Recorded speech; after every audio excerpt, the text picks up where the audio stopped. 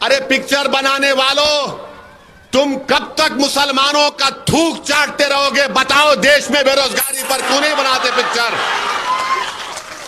अरे मुसलमानों का तलवों को चाटने वालों, बताओ भारत में बेरोजगारी कितनी है? बनाओ ना पिक्चर। उस पर नहीं बनाएंगे, क्योंकि बनाएंगे तो इनके बाप मोदी नाराज हो जाएंगे। मगर तुम पिक्चर बनाने से तुम कुछ नहीं कर सकोगे। तुम कुछ बदनाम करने की कोशिश कर रहे, नहीं कर पाओगे। जो दीन सच होता है, हक है, वो हक रहेगा इंशाअल्लाह ताला। मगर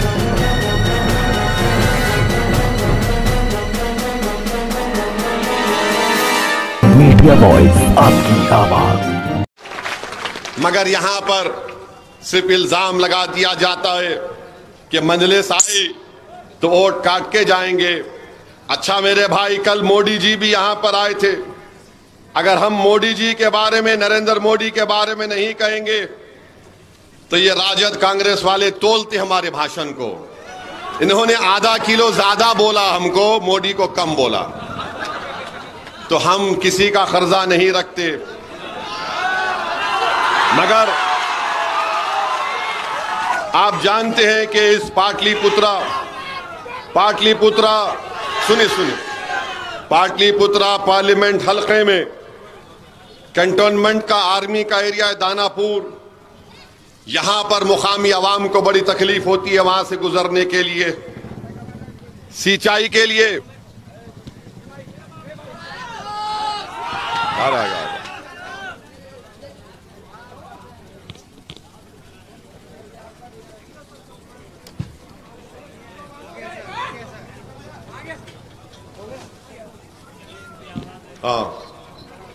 सिंचाई के लिए पालीगंज में किसान को पानी नहीं मिलता। और फिर जो नदी के किनारे का इलाका है दियारा, वहां पर आज भी लोग विकास के लिए तड़प रहे हैं। नौबतपुर के अतराफ के इलाकों में जराइम में इजाफा हो गया। यहां पर इतना बड़ा काम टूरिज्म के लिए हो सकता है। मानेर शरीफ की दरगाह है और हमारे हिंदू भाई के लिए उलार सूर्या की मंदिर है। गवर्नमेंट के स्कूलों में टीचर नहीं है। पालीगंज में बस डिपो का काम शुरू हुआ है, मगर कितने बसेस चलती हैं वो आप बेहतर जानते हैं। फिर किसान परेशान है, कीमतें उसको नहीं मिलती हैं। तो मैं और एक बात आपको बताना चाहूंगा। नरेंद्र मोदी कल यहां पर आए थे, इसी पार्लियामेंट के क्षेत्र में आए थे, और आकर नरेंद्र मोदी ने क्या कहा? वोट जिहाद की बातें उन्होंने की। मोदी ने कहा वोट जिहाद। मोदी ने लफ्ज मुजरा भी अपने जबान से निकाल दिया। मोदी जी, आपने पाटलिपुत्रा को आकर मुजरा की बात की, तो असदुद्दीन ओवैसी आपसे पूछना चाहता है मोदी जी, पिछले 3 साल से चीन भारत की 2000 स्क्वायर किलोमीटर जमीन पर कब्जा करके बैठा है। 2000 स्क्वायर किलोमीटर पर। मोदी जी, आप चीन को नहीं हटा रहे तो क्या आप डिस्को डांसिंग कर रहे थे चीन के साथ? आप ये समझ रहे हैं कि आप मुजरा बोलेंगे तो हमारे मुंह में जबान नहीं है मोदी जी। बहुत बोल सकते हम, आपकी आरएसएस की तारीख को बयान कर सकते। चीन को नहीं हटा रहे, चीन कब्जा करके बैठा है, तो मालूम हुआ मोदी जी डिस्को डांसिंग कर रहे हैं चीन के साथ। फिर मोदी जी कल बोले मुजरा। मोदी जी, वो जो धर्म संसद हो रहा है जिसमें अल्पसंख्यक समाज के मुसलमानों को, उनकी महिलाओं को गालियां दी जा रही हैं, तो आप उनके साथ भांगड़ा कर रहे थे। आप उनके साथ भांगड़ा कर रहे थे। मोदी जी, जो लोग बुलडोजर चला रहे हैं और जो लोग CAA कानून को लागू करके हमारी शहरियत हमसे छीनना चाह रहे, आप उनके साथ भरतनाट्यम कर रहे हैं मोदी जी।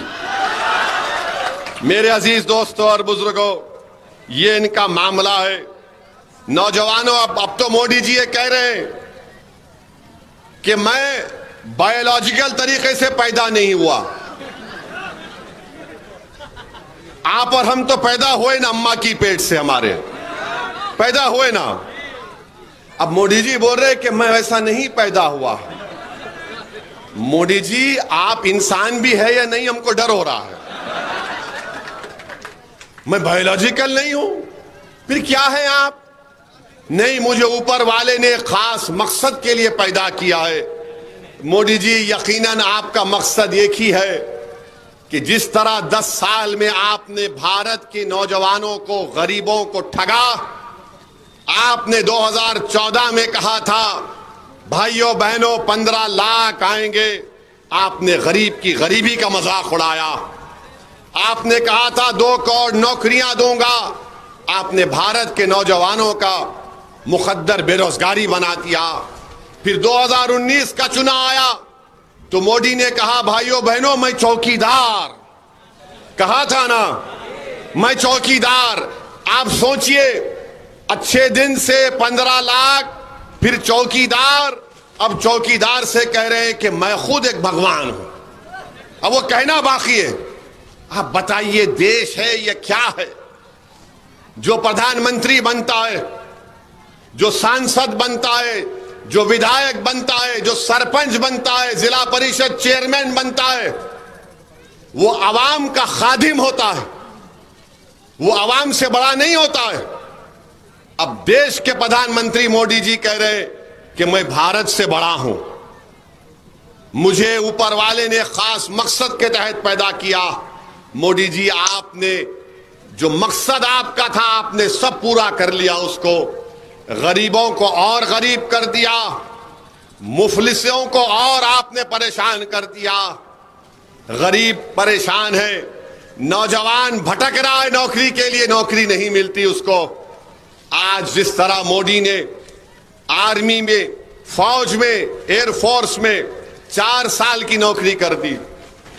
कई बिहार के बच्चे जो इम्तिहान लिखकर फौज में जाते थे, उनके लिए एक बड़ा फख्र की बात होती थी कि हम भारत की फौज में हैं, एयरफोर्स में हैं। तो मोदी जी ने उन गांव के गरीब बच्चों को कह दिया कि तुम 4 साल की तुमको नौकरी मिलेगी और 4 साल के बाद तुमको पेंशन नहीं मिलेगा। 4 साल के बाद तुमको चंद लाख रुपए दे दिए जाएंगे, तुम्हारे बच्चों की शिक्षा का इंतजाम नहीं होगा। मैं बिहार के युवाओं से, भारत के युवाओं से कह रहा हूं, अगर मोदी तीसरी मर्तबा वतन अजीज के वजीर आजम बनेंगे तो सीआरपीएफ में, बीएसएफ में, रेलवे पुलिस फोर्स में, आईटीबीपी में सबको 4 साल की नौकरी देंगे और उसके बाद उनको बेरोजगार कर देंगे। और जहां जहां बीजेपी की सरकार होगी वहां पर भी पुलिस में कहेंगे कि पुलिस की भर्ती होगी तो सिर्फ 4 साल की होगी।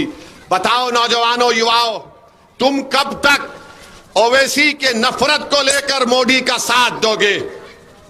तुम मुझे गाली दो मगर ये तो बताओ कि तुमको नौकरी मिली, तुम्हारे घर में चिराग जल रहा है।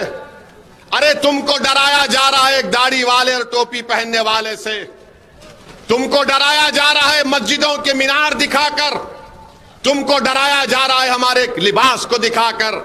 सुनो नौजवानों, यही मस्जिदों के मीनार थे जिनसे सदाएं आती थी कि अंग्रेजों के खिलाफ जिहाद करो। यही मस्जिदों के खतीब और इमाम थे जिन्होंने बिहार में जिना के पैगाम को ठुकराया। आप तो अंसारियों की बस्ती है, आपके बुजुर्गों ने पाकिस्तान के पैगाम को ठुकराया था। बताइए, आप आज हमको गाली दी जा रही। तो मैं आपसे अपील करने आया हूं कि आप मजलिस को मजबूत करिए। हम कभी भी किसी समुदाय के खिलाफ थे ना है ना कभी रहेंगे इंशाअल्लाह ताला। हमारा मकसद एक ही है कि जो कमजोर है उसको इंसाफ मिले, जो गरीब है उसको रोजगार मिले। हमारा मकसद एक ही है कि हिस्सेदारी जब होती है तो सबको बराबर मिलना चाहिए। यह सामाजिक न्याय नहीं है कि सिर्फ एक ही परिवार के घर में 2 एमएलए भी रहे, 2 एमपी भी बन जाए, खुदा ना खास्ता कब तक ये नाइंसाफी चलेगी? ये अराजक की बात करने वालों, बताओ कौन सा प्रोग्राम उनके पास है?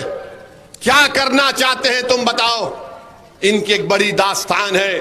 दूसरी तरफ बीजेपी है जो एक भी टिकट किसी मुस्लिम अल्पसंख्यक समाज को नहीं देती है, और नरेंद्र मोदी मुसलमानों को घुसपैठी कहते हैं, हमारी बेटियों को बदनाम करते हैं कि हम बच्चे ज्यादा पैदा करते हैं, जो सरासर झूठ है। आप जानते हैं कि नरेंद्र मोदी के पिताजी ने भी 6 बच्चों को पैदा किया था। आप जानते हैं कि अमित शाह के वालिद ने भी 6 बेटियां पैदा की थी। आप जानते हैं कि आरएसएस के गोलवालकर के 11 भाई थे, भाई बहन थे। मगर मोदी जी सबको भूल जाते हैं। इंसान जब गुरूर और अहंकार का शिकार होता है तो नीचे नहीं देखता, सिर्फ आगे देखते रहता है और उसको अतराफ में कुछ नजर नहीं आता। मोदी जी आप कब तक बदनाम करेंगे? 10 साल में आप देख रहे हैं कि बीजेपी को जब से सत्ता मिली, भारत के 17 करोड़ गयूर मुसलमानों को बदनाम करने के लिए लव जिहाद के नाम पर झूठी पिक्चर बनाई जाती है। कभी ये पिक्चर बना दी गई, कभी कश्मीर फाइल बना दी गई, तो कभी केरला की लव जिहाद पर एक कहानी बना दी गई, तो कभी पिक्चर बना दी गई कि बच्चे ज्यादा पैदा करते हैं। अरे पिक्चर बनाने वालों, तुम कब तक मुसलमानों का थूक चाटते रहोगे? बताओ, देश में बेरोजगारी पर क्यों नहीं बनाते पिक्चर? अरे मुसलमानों का तलवों को चाटने वालों, बताओ भारत में बेरोजगारी कितनी है? बनाओ ना पिक्चर। उस पर नहीं बनाएंगे, क्योंकि बनाएंगे तो इनके बाप मोदी नाराज हो जाएंगे। मगर तुम पिक्चर बनाने से तुम कुछ नहीं कर सकोगे। तुम कुछ बदनाम करने की कोशिश कर रहे, नहीं कर पाओगे। जो दीन सच होता है, हक है, वो हक रहेगा इंशाअल्लाह ताला। मगर ये सबको सब मौका मिल रहा है क्योंकि बीजेपी सत्ता में है। मैं आपको तारीख में लेके जाना चाहता हूं। 1930 हिटलर का जमाना है, जर्मनी है, और जर्मनी में भी हिटलर भी ऐसा ही करता था। पिक्चर बनाता था, बदनाम करता था यहूदियों को। कभी उनको कहते थे कि इनको जर्मनी से मोहब्बत नहीं, कभी इनके खाने को निशाना बनाया जाता था। और उसके बाद क्या हुआ? 60 लाख यहूदियों को हिटलर ने गैस के चेंबर में डालकर उनको मरवा दिया। मेरे भाई, होश में आओ, दोस्त को पहचानो। दुश्मन तो अपने अज़ाइम को खुलकर बयान कर रहा है। अगर आज आप इस फर्क को महसूस नहीं करेंगे तो याद रखो, ये जो मासूम बच्चे 12 और 14 साल के हैं, वो कल तुमसे पूछेंगे कि बताओ अब्बू, जब हमारे बर्बादी के पूरे मंसूबे बनाए जा रहे थे, आपने उन मंसूबों को कैसे नहीं रोक पाए? क्या जवाब होगा तुम्हारे पास? क्या जवाब होगा तुम्हारे पास? सोच लो। हम तो कोशिश करते हैं, करते रहेंगे। हमारा मकसद एक ही है कि भारत की राजनीति हो, बिहार की राजनीति हो। जब यहां पर हर समुदाय का एक लीडर है, तो बताओ मुस्लिम अल्पसंख्यक समाज का कौन नेता है? तुम कब तक तेजस्वी को, लालू को, नीतीश को अपना नेता बनाते रहोगे? तुम कब तक इनको मोटा करते रहोगे? तुम कब तक झोली भर भर कर उनको वोट देकर हमारे अरमानों पर, हमारे लाशों पर उनके सियासी महल को तुम कब तक तामीर करवाते रहोगे? मेरे अजीज दोस्तों और बुजुर्गों, मेरी आपसे अपील है कि अपनी अहमियत को जानिए, अपने के कोड का सही इस्तेमाल करिए। यकीनन बीजेपी को रोकना है। क्यों नहीं रोकेंगे बीजेपी को? आज बीजेपी कह रही है कि यकसा सिविल कोड को नाफिज करेंगे। यकसा सिविल कोड का मतलब यह है कि उत्तराखंड में बीजेपी की सरकार है, वहां पर बीजेपी ने यकसा civil code, uniform civil code का कानून बनाया और उत्तराखंड के मुसलमानों से कह दिया कि तुम्हारी शादी खुतबे निकाह से नहीं होगी, स्पेशल मैरिज एक्ट के तहत होगी। तुम्हारे बेटे और बेटी का निकाह गवाह से नहीं होगा। दुल्हन को और तुम्हारी बेटी को और तुम्हारी बीवी को मेहर नहीं दिया जाएगा। तलाक होगा तो किसी और दूसरे समुदाय के मजहबी कानून के मुताबिक होगा। बताओ, अगर कल पार्लियामेंट में यकसा सिविल कोड का कानून लाया जाएगा तो क्या तेजस्वी यादव खड़े होकर उसको फाड़ेंगे या वैसे उसको फाड़ेगा? आप फैसला कर लो। तो मेरी आप तमाम से गुजारिश है कि आप अपना एक वोट का इस्तेमाल करिए। यकीनन इंशाअल्लाह ताला अगर 4 तारीख को नतीजे आएंगे और इंशाअल्लाह अगर बीजेपी की हुकूमत नहीं बनेगी तो मजलिस इत्तेहादुल मुस्लिमीन उस बीजेपी की हुकूमत को रोकने के लिए किसी और को इस वतन अजीज का वजीर आजम बनाने के लिए हम पूरा समर्थन और तायीद करेंगे। मैं आपसे वादा करके जा रहा हूं। मगर मेरे भाई, जब तक हम अपनी ताकत को नहीं दिखाएंगे कोई हमारे करीब भी नहीं आएगा। जब हम मुत्तहिदा तौर पर अपने ताकत को दिखाएंगे तो यकीनन सब आएंगे, तभी तो आपकी तकालीफ और मसाइल दूर होंगे। वरना आज आप सिर्फ वोट डालने वाले बन गए, आप वोट लेने वाले नहीं बन पाए। मजलिस का पैगाम यह है कि वोट लो, नेता बनो, राजनेता बनो, लीडर बनो, अपने मसाइल को खुद हल करो।